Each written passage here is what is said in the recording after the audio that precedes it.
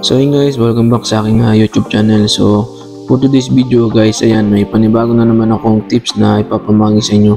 Ayan, so kung mapapansin nyo sa ating title, paano nga ba maglagay ng thumbnail sa ating YouTube, lalo na kung baguhan ka or beginner. Kasi once na baguhan ka pa lang or beginner ka pa lang sa ating YouTube channel mga master, is required si YouTube na bago ka makapaglagay ng thumbnail, kailangan magkaroon ka ng 100 subscriber. Ayan, so sa video na to, kahit hindi mo pa ma-reach yung 100 subscriber mga master, is pwede na tayong maglagay ng thumbnail. Ano ba kahalagahan mga master ng thumbnail? Ang kahalagahan kasi ng thumbnail sa ating mga video sa ating YouTube mga master is mas nire-recommend ni YouTube kung maganda yung ating thumbnail. Ayan, so mahalaga yung thumbnail para sa ating mga video mga master, lalo na kung mas detail.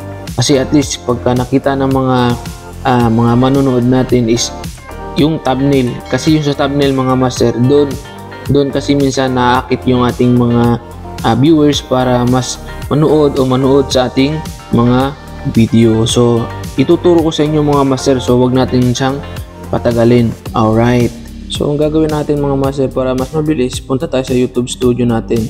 Ayan, punta tayo sa YouTube studio natin. Then ito yung bago nating YouTube channel. So pindutin mo lang mga master yung content.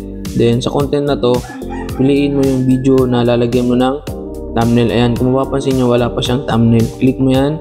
Then pag click mo, meron ka makikita sa taas. Click mo yung pencil na yan. Pag click mo ng pencil na yan, ito yung lalabas. Then click mo ulit itong sa picture na to, yung pencil. Click mo yan. Pag click mo, then meron ka makikita ditong custom thumbnail. Ayan, yung custom thumbnail, yan yung lalagyan mo ng picture. Ayan, kung mapapansin nyo, may nakalagay na verify your account. So ang gagawin mo dyan para ma-verify yung account mo is click mo yung verify. Pag click mo ng verify na yan, merong lalabas dyan mga master ng number. Ayan, ilalagay mo yung number mo dyan mga master para mag-text ng code. Yan, please enter your phone to receive a verification code. Ayan, ilalagay mo dyan mga master yung number o yung contact number mo. Ayan, ito yung contact number ko mga master. Then text. Ayan, siyempre text mga master para makakuha ka ng code. Ayan, get code mga master. Pag click mo ng get code, lalabas din yung code ni YouTube. Ayan, ito yung ating code mga master. I-type mo yung code na yan. Ayan, type mo yung code. Ayan, pag type mo ng code, siyempre ito yung lalabas sa kanya. Ayan, phone number is verified. So verified na yung ating phone number. So mamimili ka dito yung thumbnail na ginawa mo. So ilagay mo yung thumbnail na dapat doon sa video natin. Ayan, like example. Ayan, tapos done mo na yan mga master.